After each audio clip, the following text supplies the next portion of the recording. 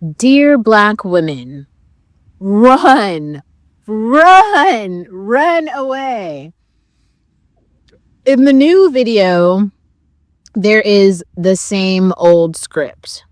In 2025, Wiz Khalifa and Juicy J have released yet another music video that trades almost exclusively in the visual currency of black women's bodies. This isn't a new phenomenon for hip hop, but what's alarming is the precision of this year's targeting, the red bone. Defining the red bone fetish. A red bone in Black American slang refers to a brown-skinned black woman with red or warm undertones, often with a certain slim, thick body shape, a small waist, fuller hips, and curvier figure overall. It is not simply a descriptor in the mouths of men like Wiz and Juicy. It's a sexual category, a fetish that reduces a living person to an archetype. Khadija's breakdown. As Khadija Mbowe has explained in her cultural critique videos, this specific type of woman has been hypersexualized for decades, existing in a strange in-between of being black enough for urban credibility but light enough or tone exotic enough to trigger colorist desirability politics. The red bone is not seen as a person. She is an aesthetic to consume. The weaponization of specificity. By explicitly calling out the red bone in their lyrics, Wiz and Juicy are not making a casual reference, they are engaging in targeted sexual marketing.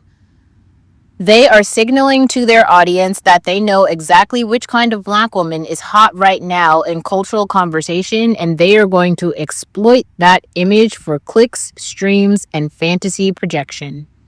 The dehumanization pipeline. The danger here isn't just that black women are objectified.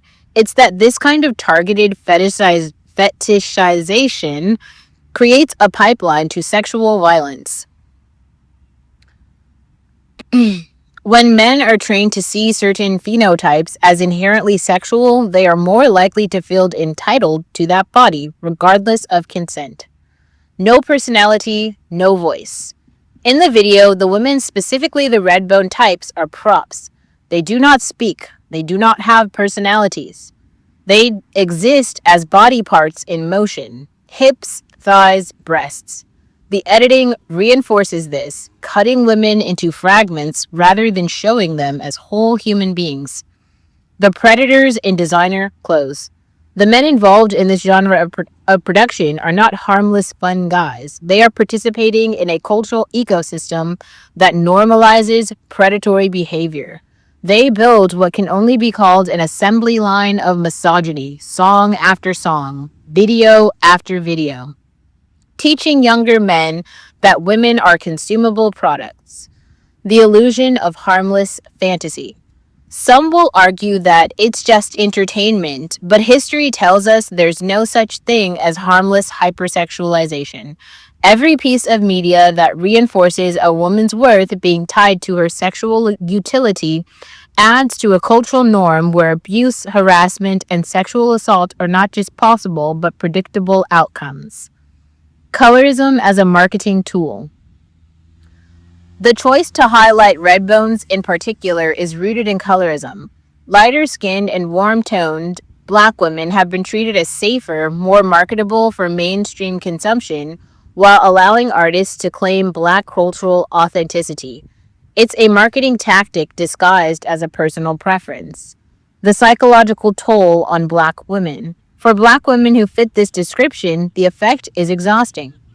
Being constantly sexualized from adolescence onwards distorts self-image, relationships, and safety. It becomes impossible to exist in public without navigating a minefield of unwanted attention and dangerous assumptions. The responsibility men refuse. Wiz Khalifa, Juicy J, and countless others could choose to create art that portrays women as multidimensional. They could choose to challenge the industry's lazy reliance on sexual tropes. Instead, they default to the same objectifying formulas that have been profitable for decades, absolving themselves of any accountability for the harm they caused. The red bone, red flag. Let's be clear. If a man refers to you as a redbone, it's not a compliment, it's a classification, an announcement that he sees you as primarily a fetish. It's a shorthand for I will not see you as a full human being. This is the moment to run, not to entertain further conversation. This isn't just about music. The patterns reinforced in music videos bleed into dating culture, workplace dynamics, and everyday social interaction. They normalize the idea that certain women exist to be sexualized and others to be respected. This is a form of gendered racism that black women live with every day. The final warning to black women, and especially those who fit the redbone archetype: understand that these men are not safe. They are building the cultural blueprint for the next generation of predators. If you see the signs, the language, the gaze, the reduction of your humanity to your skin tone and shape, run. There is nothing to be gained in entertaining men who view you as a category before they see you as a person. I think that there is really something wrong with, I think that these men are rapists. That's what it's all about. They will do whatever they can do in the world to purchase women, to sell women, to harm women, to abuse women. And they're making these music videos almost as like um highlight reels of all the harm that they've done in the world. These men are supposed to be fathers. These men are supposed to be protecting anyone. No, these men are abusing other people's daughters. These men are coming for your daughters if you have them. These men are coming for your nieces, for unborn children, for everyone. If you see them, you should not only run, you should pinpoint them and say, rapist. You should say, predator. You should say, fucking creep, because that's what they are. And we are doing a very good job of breeding these men out of not only civil society, but the birth line. And they're almost gone. They're on their fucking way out. And let's just like slam the door.